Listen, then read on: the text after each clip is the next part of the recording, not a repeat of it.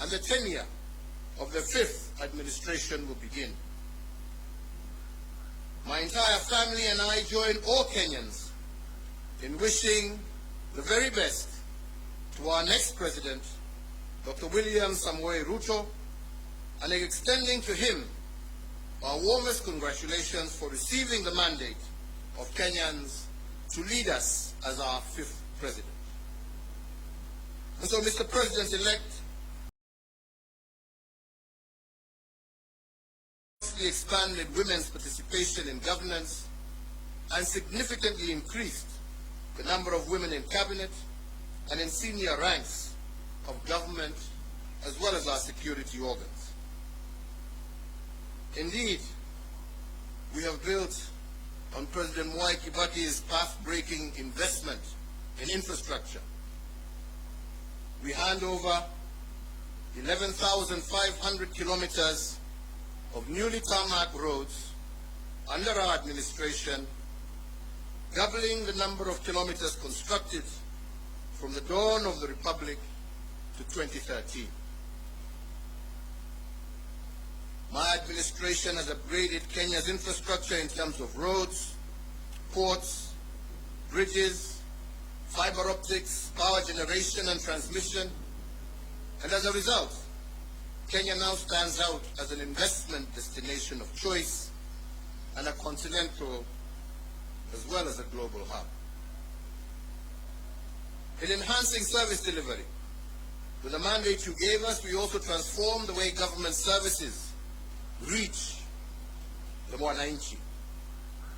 We did this through the introduction of Huduma Centers and the e-Citizen online platform, which together have made access to public services a fast and pleasant experience and not the toll that every citizen had to endure in the past to obtain basic services. Now passport applications, birth certificates, marriage certificates, business registration, driver's licenses, and so many others can be done online from anywhere in the world.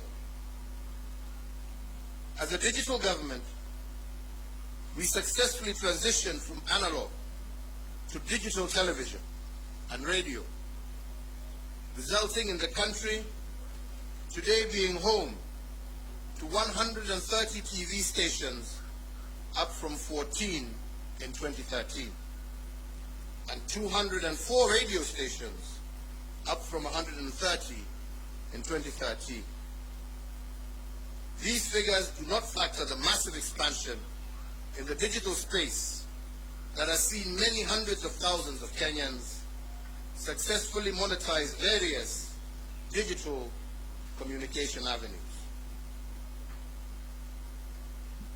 I have immeasurable pride in having the magical tag of Made in Kenya affixed to a much wider range of products, and my administration has reinvigorated domestic manufacturing and diversified our exports of finished products.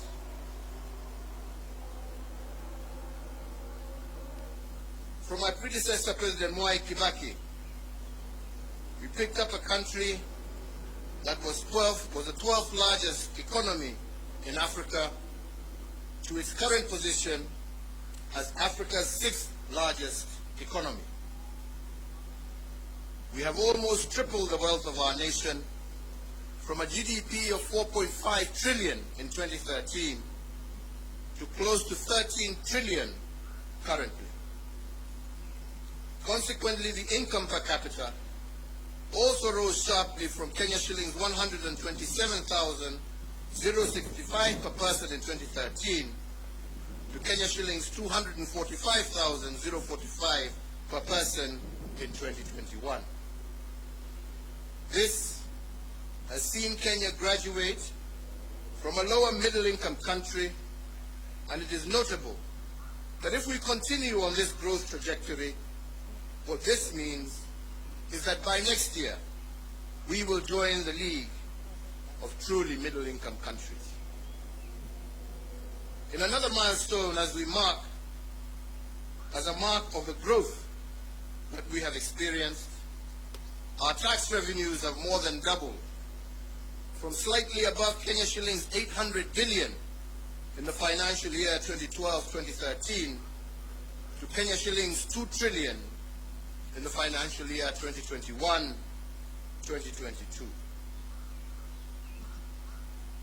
The dream of our forefathers was to rid the country of disease, ignorance, and hunger. And to bring the nation closer to this goal, in addition to the educational gains I highlighted earlier, we have connected more than 13 million Kenyans to clean water and registered a 400% growth in the number of Kenyans issued with NHIF cards, with 17.1 million Kenyans currently issued compared to 4.4 million issued as at April 2013.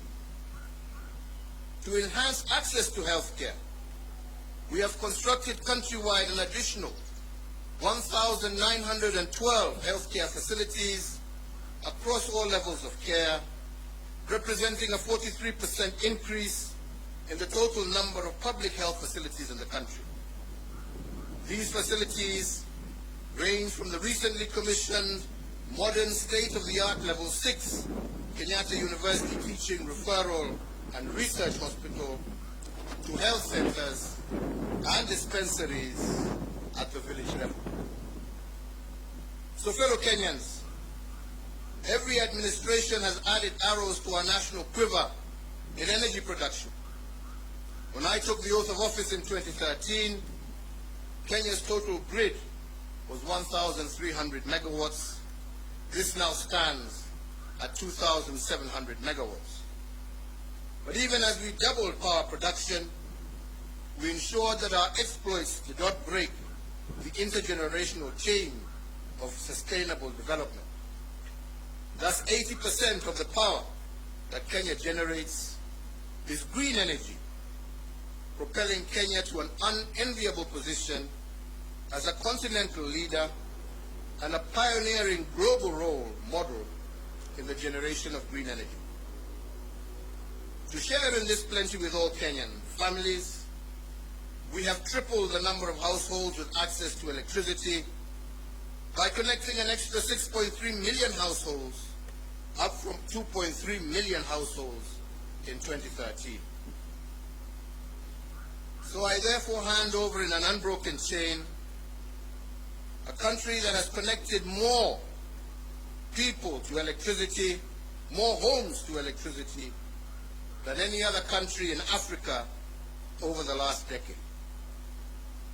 We also heeded that intergenerational call to be conscious, to conserve our heritage and splendor, so as to pass it on to future generations in as good a state as it was given to us, if not better.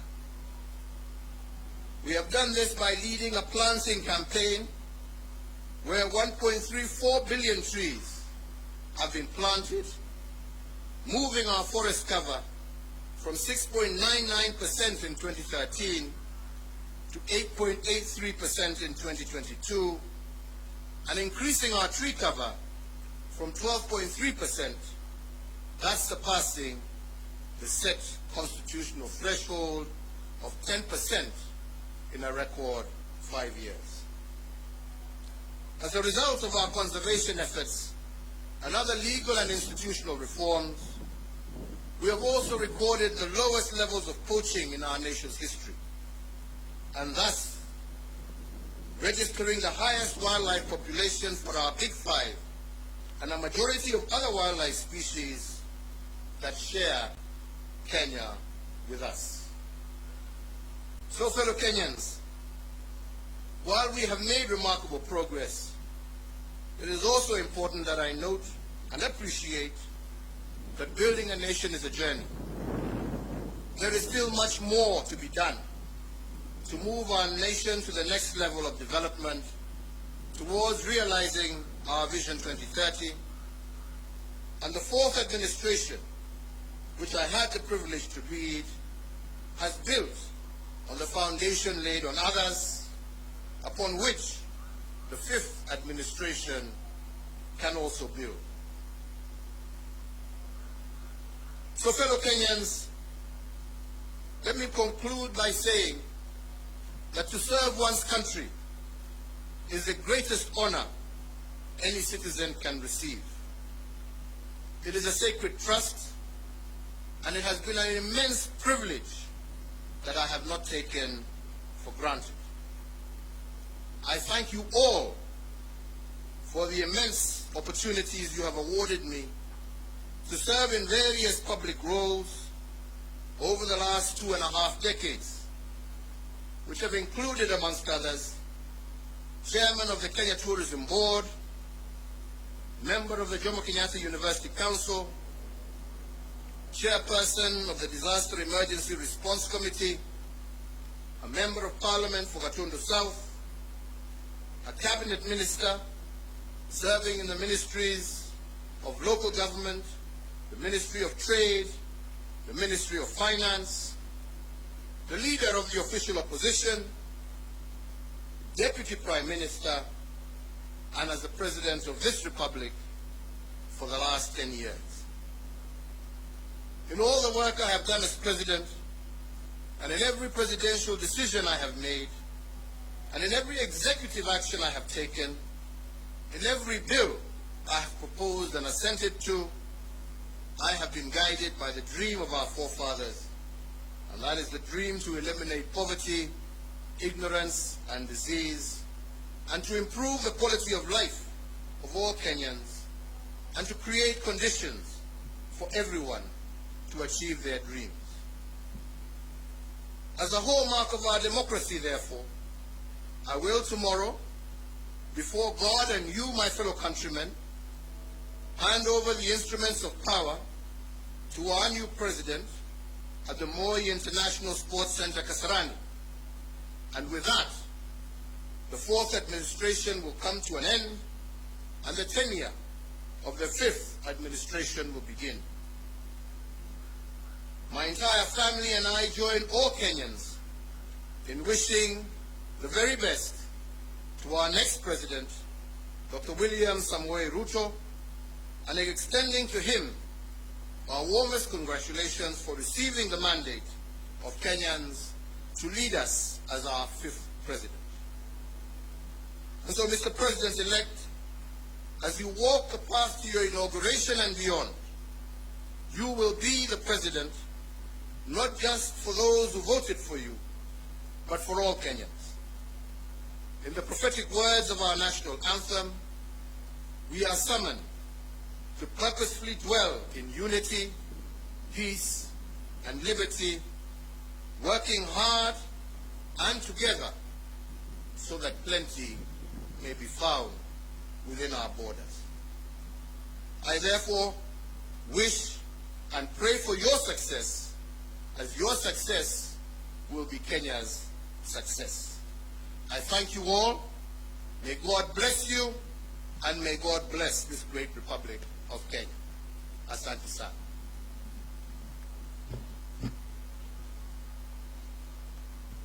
Thank you.